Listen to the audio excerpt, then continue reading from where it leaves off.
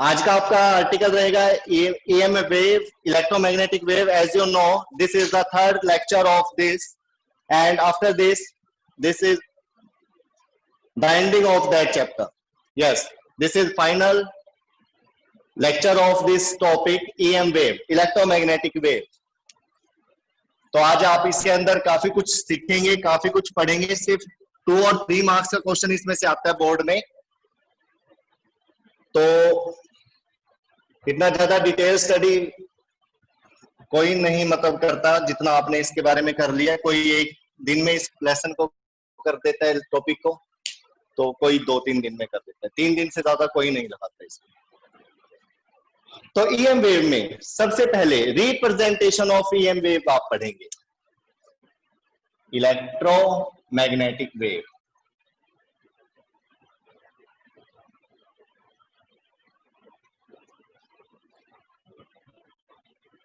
तो आज आप इसकी कैरेक्टरिस्टिक्स पढ़ने जा रहे हो.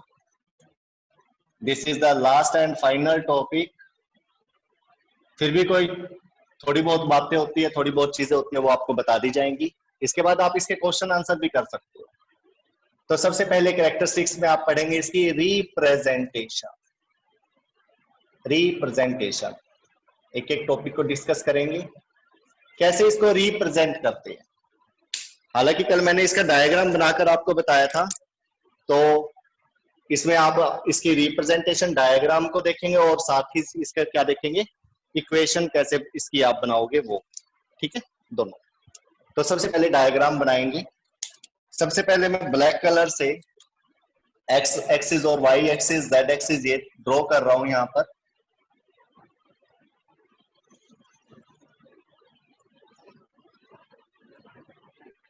This is Z axis, this one is X axis and this one is Y axis. Okay, ठीक है. इसके बाद हम ड्रॉ करेंगे इलेक्ट्रिक फील्ड. क्या ड्रॉ करेंगे? Electric field.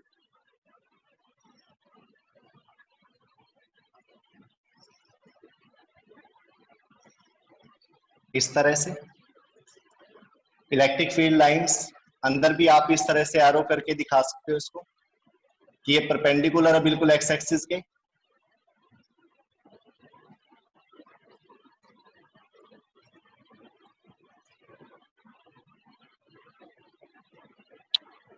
यहां पर आप लिख दीजिए इलेक्ट्रिक फील्ड. E की बात हो रही है यहां पर. इसके बाद आप ड्रॉ करोगे मैग्नेटिक फील्ड. क्या ड्रॉ करोगे? Magnetic field. क्योंकि इलेक्ट्रोमैग्नेटिक वेव में इलेक्ट्रिक और मैग्नेटिक फील्ड दोनों कैसे होते हैं? परपेंडिकुलर. कैसे होते हैं? परपेंडिकुलर.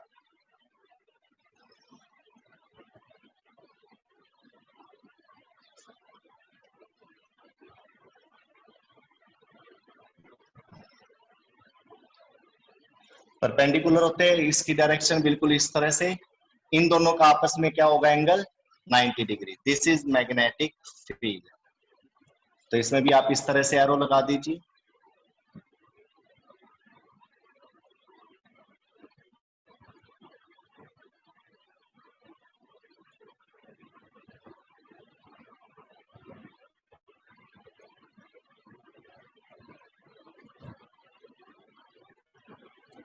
ये सब मैग्नेटिक फील्ड. तो इस तरह से वाई एक्सिस पर आपने क्या ले लिया? Electric field. जेड एक्सिस पर क्या ले लिया आपने? Magnetic field. और एक्स एक्सिस पर क्या ले लिया? Direction of propagation. Direction of propagation.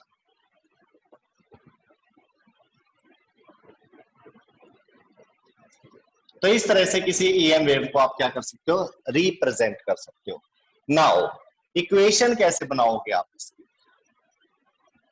Equation you know, इस तरह से अगर कोई आप सेंसिटिवली जो वेव चलती है उसकी इक्वेशन लिखते थे, y is equal to E naught sin omega t like this. तो इसमें भी आपको क्या करना है? अब इक्वेशंस बनानी है. इक्वेशन कैसे, किस फॉर्म में? तो सबसे पहली बात, EM वेव की जो इक्वेशन है वो कैसी होगी? y is equal to a sine omega t minus kx, ये रहेगी आपकी इक्वेशन। यहां पर a क्या है? एम्पलीट्यूड। a क्या है यहां पर? एम्पलीट्यूड। ये सारी टर्म समझना आप। ओमेगा क्या है यहां पर? एंगुलर वेलोसिटी या एंगुलर फ्रीक्वेंसी। t क्या है? टाइम। k क्या है यहां पर? Wave factor, wave vector, not wave factor, wave vector. और इसकी वैल्यू क्या होती है? 2 पाई अपॉन लैम्डा। लैम्डा क्या है यहां पर? वेवलेंथ। ये आपको ध्यान रखना है। के क्या है यहां पर? Wave vector. 2 pi upon lambda क्या रहेगी इसकी वैल्यू? ठीक है। एक्स क्या है? Direction of propagation. ठीक है, एक्स एक्सिस पर वो चल रहा है। ओके, तो यहां पर सबसे पहली बात आपको अब इलेक्ट्रिक फील्ड और मैग्नेटिक फील्ड की इक्वेशन भी पता होनी चाहिए। इलेक्ट्रिक फील्ड कैसे लिखते हो? E naught sine omega T, ऐसे लिखते हो। तो यहां पर E naught sine omega T minus K X, ये तो चलेगा ही चलेगा, बट ये कौन सी एक्सिस पर है? वाई एक्सिस पर। यूनिट वेक्टर क्या है? जे कैप, तो यहां पर आप लगाएंगे जे कैप। इसी तरह से मैग्नेटिक फील्ड, क्या? मैग्नेटिक फील्ड, मैग्नेटिक फील्ड की वैल्यू क्या लिखेंगे आप? B naught sine omega T minus K X. But यहां पर जो यूनिट वेक्टर होगा वो क्या होगा? ठीक है, जे पर इलेक्ट्रिक फील्ड, के पर मैग्नेटिक फील्ड और आई पर क्या आ जाएगा? Propagation, direction of propagation. ये तीनों चीजें आप नोट कर लीजिए कि electric field, magnetic field perpendicular है और यहां पर क्या हो जाएगा? डायरेक्शन ऑफ प्रोपागेशन मिलेगी। एक चीज और आप इसमें नोट कर सकते हो, E cross B is equal to direction of propagation, direction of propagation. कल भी बताया था इसके बारे में। आप देख सकते हो इलेक्ट्रिक फील्ड की वैल्यू किस पे लिया आपने? जे डायरेक्शन में, यानी कि वाई एक्सिस पर। जे क्रॉस मैग्नेटिक फील्ड किस पे लिया है आपने? के। और रिजल्टेंट कहां मिलेगा आपको? आई वेक्टर पे। और आपको पता है इन दोनों क्रॉस प्रोडक्ट इसके क्या होता है? परपेंडिकुलर। इसका मतलब जे भी परपेंडिकुलर टू आई और के भी परपेंडिकुलर टू आई होगा। पता है ना, ये आपने मैग्नेटिज्म में पढ़ा था, मैग्नेटिक इफेक्ट में पढ़ा। तो इस तरह से ये इसकी इक्वेशन रहेगी। ठीक है, ई क्रॉस बी।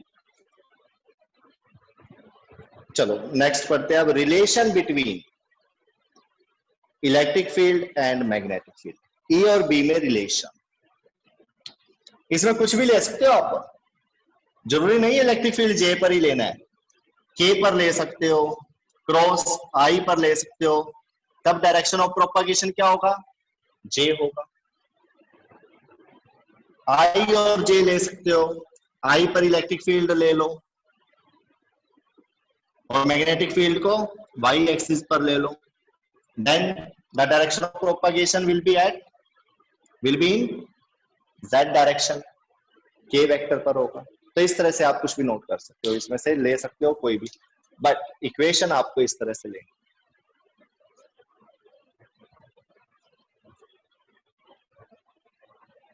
ये था रिप्रेजेंटेशन और साथ में इक्वेशन।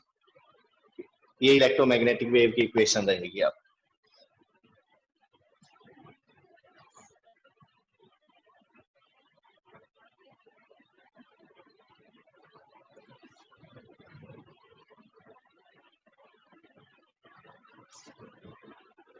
इसके बाद नेक्स्ट रहेगा relation between electric field and magnetic field.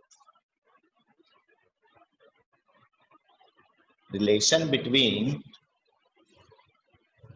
Electric field and magnetic field. Characteristic 2.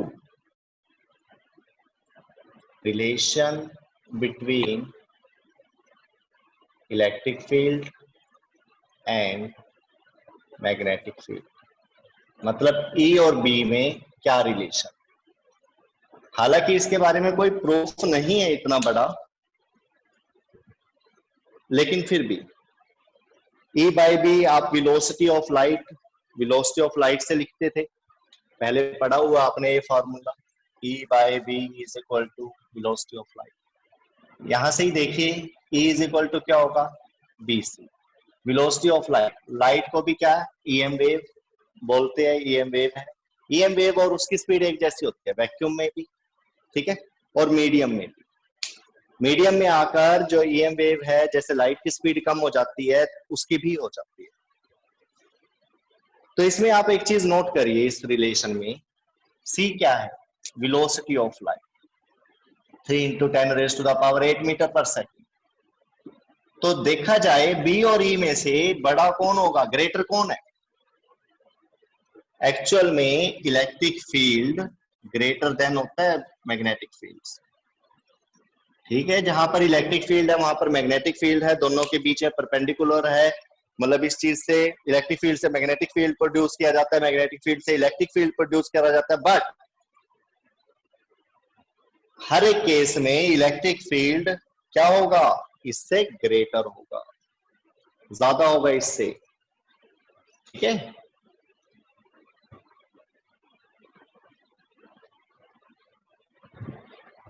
तो इस चीज को नोट कर लीजिए. कोई प्रूफ नहीं है इस चीज का, मतलब स्ट्रॉन्ग प्रूफ नहीं है, तो आपको ये चीज हमेशा ध्यान रखना.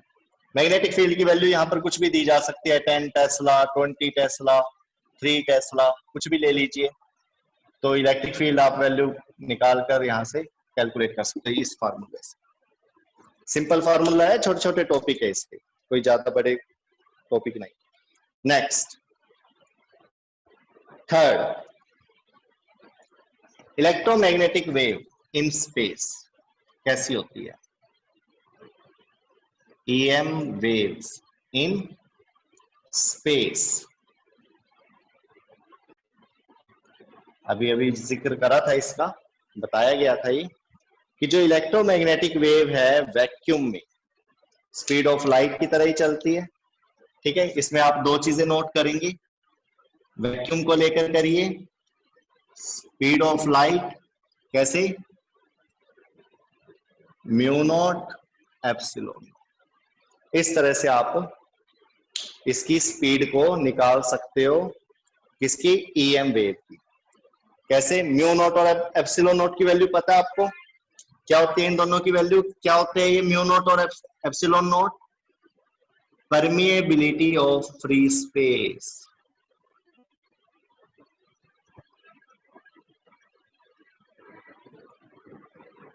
और इसको क्या बोलते हैं, परमिटिविटी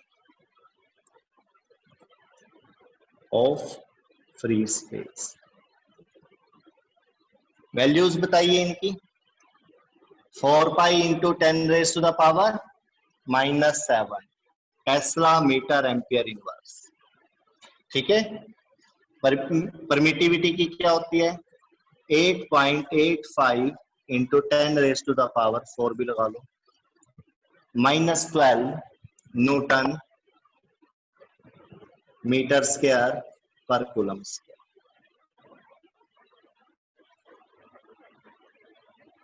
उल्टी लिख दिया वैल्यू, हाँ यूनिट उल्टे लगा दिए, कूलम स्क्वायर पर Newton metre square.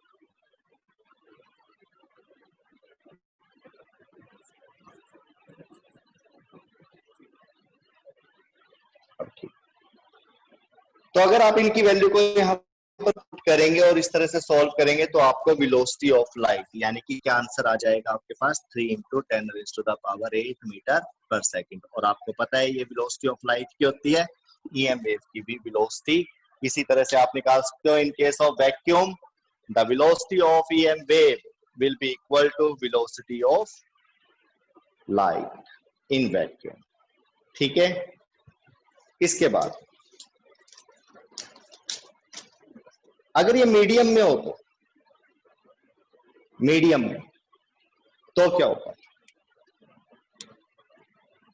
If in any medium, तो आपको पता है वेलोसिटी जो है वो कम हो जाएगी। अभी अभी बताया था मैंने। कितनी कम होगी? क्या फॉर्मूला होगा उसके लिए? तो उसके लिए फॉर्मूला क्या हो जाएगा? 1 upon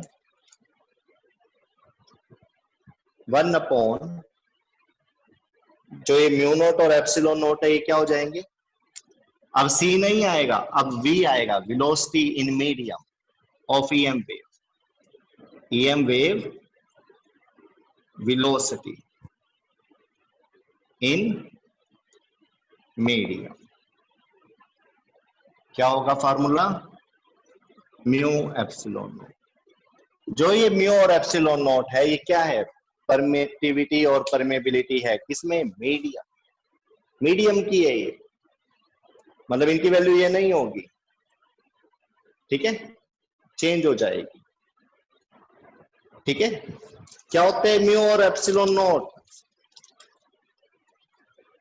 medium.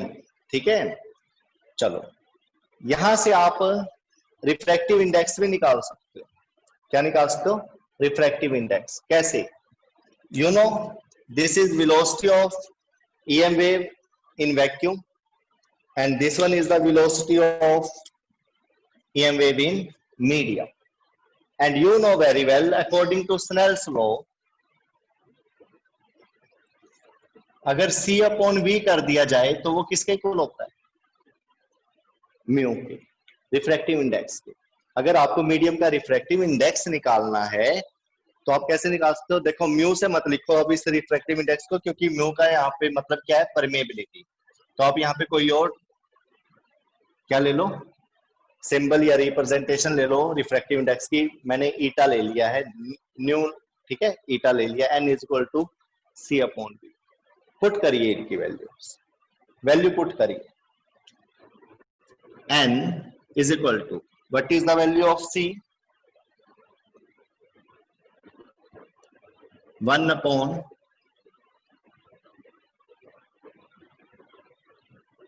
Mu naught epsilon naught, और उसकी क्या है? v की क्या है?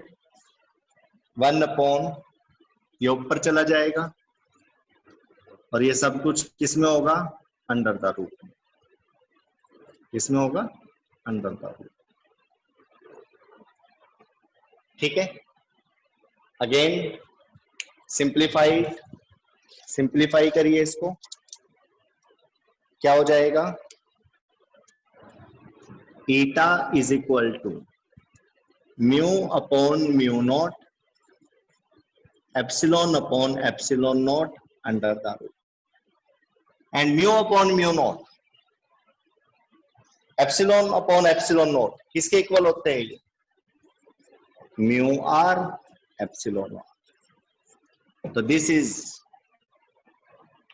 The mathematical relation to find the refractive index of the medium if you apply this formula कि n is equal to mu r epsilon naught r under the root। ये formula आपने क्या कर देना है? ड्राइव कर देना है इस तरह से।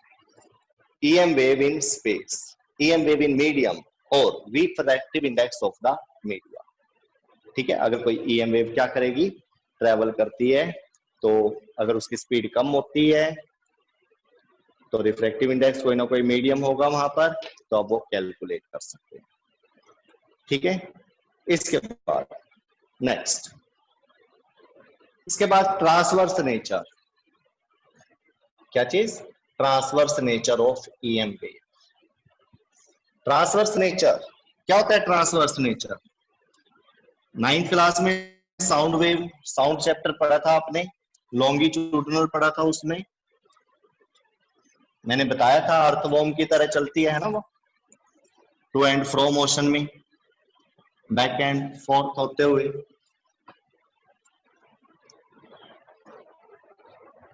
और लाइट कैसे चलती है?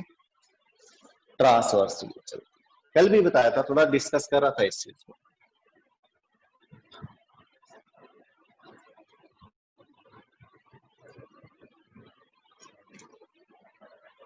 ट्रांसवर्स नेचर का मतलब क्या होता है?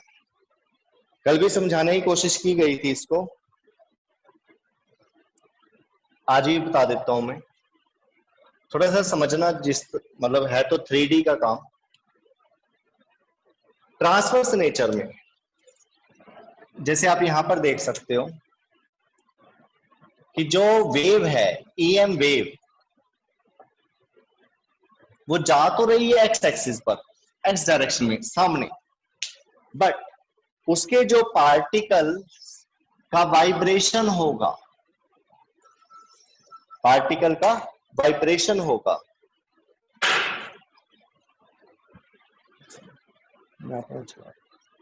पार्टिकल का जो वाइब्रेशन होगा वो कैसा होगा? परपेंडिकुलर होगा। कैसा होगा? परपेंडिकुलर। किसके?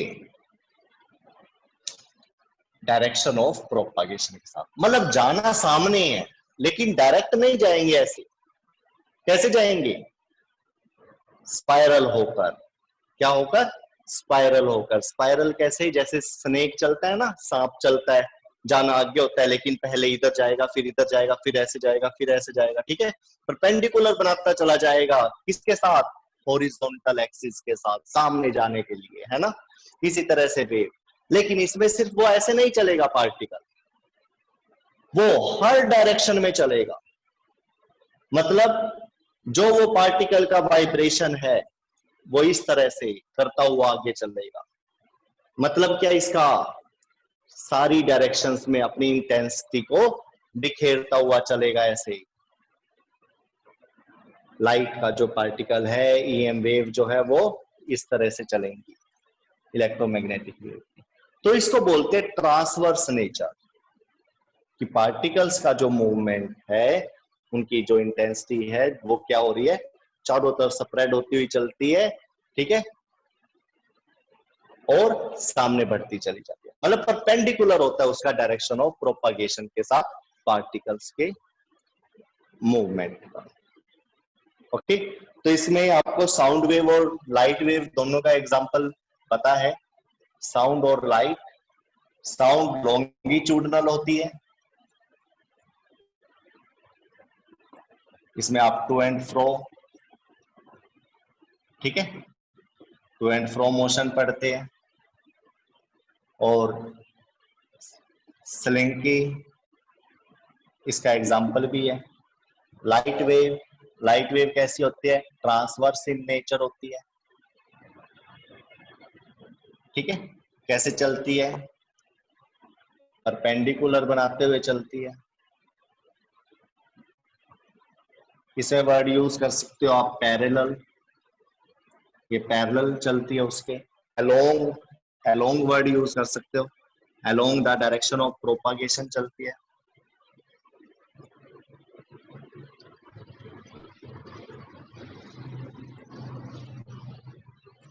ठीक है, ये परपेंडिकुलर चलती है किसके? डायरेक्शन ऑफ प्रोपागेशन के। तो इस तरह से आप इसके बारे में पढ़ सकते हो, ठीक है, क्या डिफरेंस है लॉन्गिट्यूडनल और ट्रांसवर्स। इसके बाद नेक्स्ट,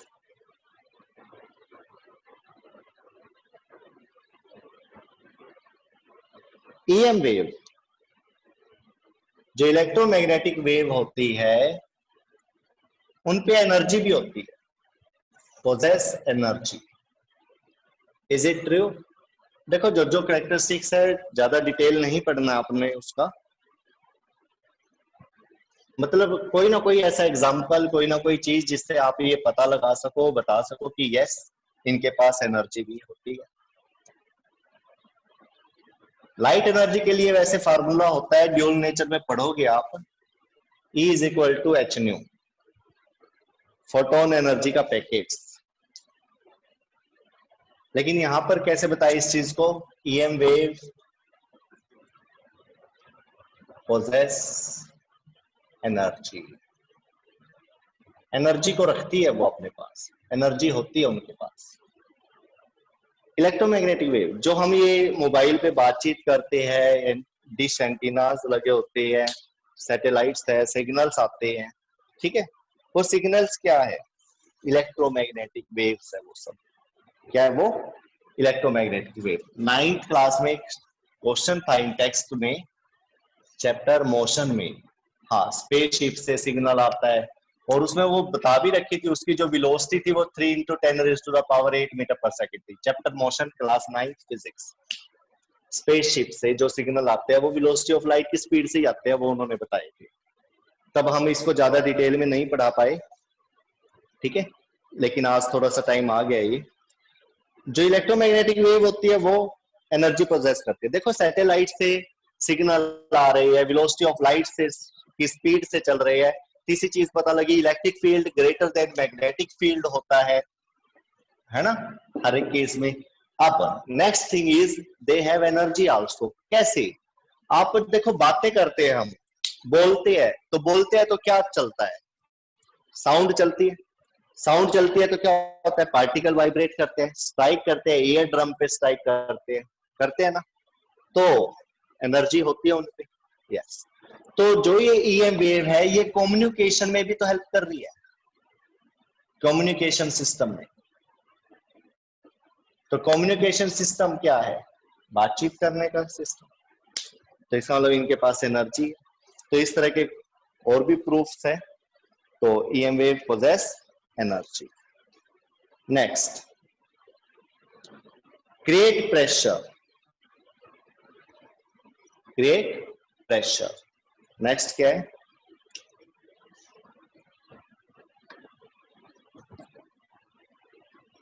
प्रेशर भी होता है इनके पास, प्रेशर भी होता है इनके पास। कैसे? Einstein theory, Einstein theory, E is equal to क्या होता है? mc square, mass into square of velocity of light. इस चीज को आप कैसे लिख सकते हो? E is equal to mc into mc into c। E is equal to momentum into velocity of light. And momentum की वैल्यू क्या हो जाएगी? एनर्जी अपॉन, देखो एनर्जी तो थी इसके पास, अभी ऊपर वाले टॉपिक में ही पढ़ा। वेलोसिटी ऑफ लाइट से अगर डिवाइड कर दे तो क्या आ जाएगा? ये मोमेंटम। क्या आ जाएगा? मोमेंटम। और आपको पता है मोमेंटम वैसे भी फोर्स, एक तरह से धक्का होता है, तो प्रेशर भी एक्सर्ट करेगा। इसके बाद क्या करोगे आप? मोमेंटम तक कर लिया ये। मोमेंटम तक करने के बाद आप इसको क्या करो, आगे फर्दर सॉल्व करोगे। Energy upon velocity of light is equal to momentum. अब एनर्जी का फार्मूला लगाइए। एनर्जी क्या होता है? वर्क, है ना। मोमेंटम, मोमेंटम डायरेक्ट भी लिख सकते हो, इंपल्स लिख सकते हो इसको, और कैसे लिख सकते हो मोमेंटम को? मास इनटू वेलोसिटी करके लिख सकते हो, जैसे मर्जी कर लो। चलो करते हैं। E upon C is equal to mv, लिख सकते हो, मास इनटू वेलोसिटी। ठीक है, ये क्या हो जाएगा? मोमेंट। इसके बाद E upon C is equal to, momentum से इसको फोर्स की टर्म में लेकर आओ। कैसे? वेलोसिटी का फार्मूला पता है, acceleration into time. Acceleration into time को क्या बोलते हैं? वेलोसिटी। पता है ये formula, acceleration change in velocity upon time, rate of change in velocity. तो एम ए इंटू टी, तो M A T is equal to क्या हो गया? E upon C. M A क्या है? Force, force into time. मैं direct भी लिख सकता था, मोमेंटम है, मोमेंटम को इंपल्स बोलते हैं, इंपल्स का फार्मूला फोर्स इंटू टाइम। बहुत ज्यादा फोर्स थोड़े से टाइम इंटरवल के लिए लगाई जाए उसको इंपल्स बोलते हैं। लिख लो साइड में, इम्पल्स भी बोलते हैं इसको, पता होना चाहिए आपको, +1 में था, E/c। ठीक है, अब क्या करोगे, एरिया से दोनों तरफ डिवाइड कर दो, E/CT A, F/A। तो यहां से क्या आ जाएगा, pressure is equal to energy upon velocity of light into time into area. क्या मतलब है इसका, velocity of light constant, time और एरिया। सोचकर देखिए, टाइम अगर 1 सेकंड हो, एरिया अगर 1 मीटर स्क्वायर हो,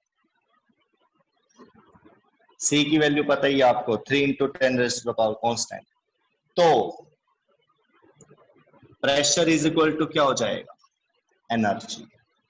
यानी किसी भी चीज के ऊपर अगर EM वेव डाली जाए और उसका एरिया 1 मीटर स्क्वायर हो और 1 सेकंड के लिए डाली जाए, तो जो उसकी एनर्जी होगी वही उसके ऊपर प्रेशर हो जाएगा, वही उसके ऊपर प्रेशर हो जाएगा। बट वेलोसिटी ऑफ लाइट से क्या करना पड़ेगा, डिवाइड करना पड़ेगा, C से डिवाइड करना पड़ेगा। यानी कि एनर्जी ज्यादा होगी तो प्रेशर ज्यादा होगा। यहां पर अगर एनर्जी को बढ़ा दिया जाए तो, EM वेव की एनर्जी को बढ़ा दिया जाए तो प्रेशर भी इंक्रीज होगा, क्योंकि ये चीजें मैंने कांस्टेंट कर दी, कांस्टेंट करके स्टडी कर रहे हैं। ठीक है, इसके बाद next, density of electromagnetic wave. Density, ये भी 9th क्लास में पढ़ा था फ्लोटेशन में।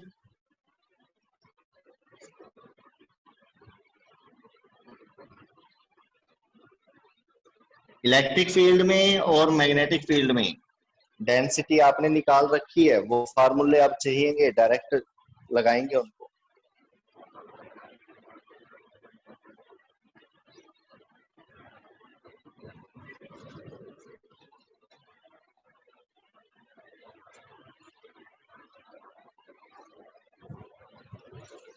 Density of EM wave, electric field chapter में डेंसिटी पढ़ा था आपने।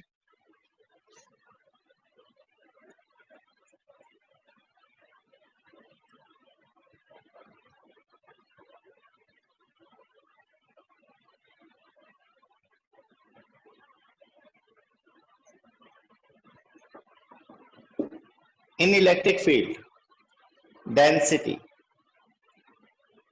क्या फॉर्मूला था, 1/2 एप्सिलॉन नॉट E²। इलेक्ट्रोस्टैटिक में पढ़ा था ये आपने, कैपेसिटर में आएगा, कैपेसिटर में पढ़ा था ये आपने। इसी तरह से मैग्नेटिक फील्ड में भी पढ़ा था, मैग्नेटिज्म में, इंडक्टर के केस में क्या था वो, क्या था वो,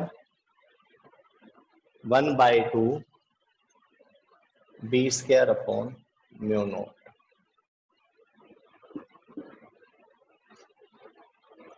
ठीक है, अब density of EM wave, EM wave में क्या होता है, इलेक्ट्रिक फील्ड भी और मैग्नेटिक फील्ड भी दोनों होते हैं, तो ये दोनों ही एनर्जी होगी। तो इसकी जो एनर्जी होगी EM वेव की, क्या होगी वो, डेंसिटी ऑफ इलेक्ट्रिक फील्ड और मैग्नेटिक फील्ड दोनों का सम कर दीजिए, क्या होगा,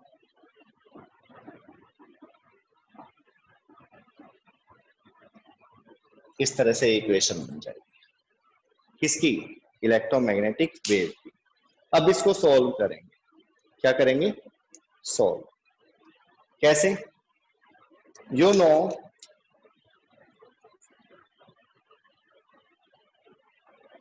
इलेक्ट्रिक फील्ड किसके इक्वल होता है, magnetic field into velocity of light, magnetic field into velocity of light.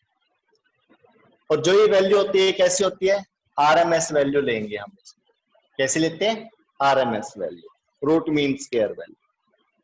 तो यहां से B RMS क्या होगा, ERMS upon C। Virtual value में लेके चलेंगे ना इसको, जो एक्चुअल वैल्यू होती है हमारी उसमें लेकर चलेंगे। तो BRMS यानी कि magnetic field is equal to ERMS upon C की वैल्यू क्या थी, 1 अपॉन म्यू नॉट एप्सिलॉन। ये वैल्यू आप इसमें पुट कर दीजिए। Then density is equal to 1/2 epsilon naught E square plus 1/2 mu naught B square. BRMS, ये RMS वैल्यू ही लेंगे आप, और क्या वैल्यू लगाएंगे, ERMS upon 1 upon mu naught epsilon naught under the root whole square. ठीक है, इस तरह से आप इसको पुट कर देंगे, और ये बाकी वैल्यू भी आप क्या कर देंगे, RMS बना लीजिए। क्या बना लीजिए, RMS। रूट मीन्स क्या, सोल्व करिए।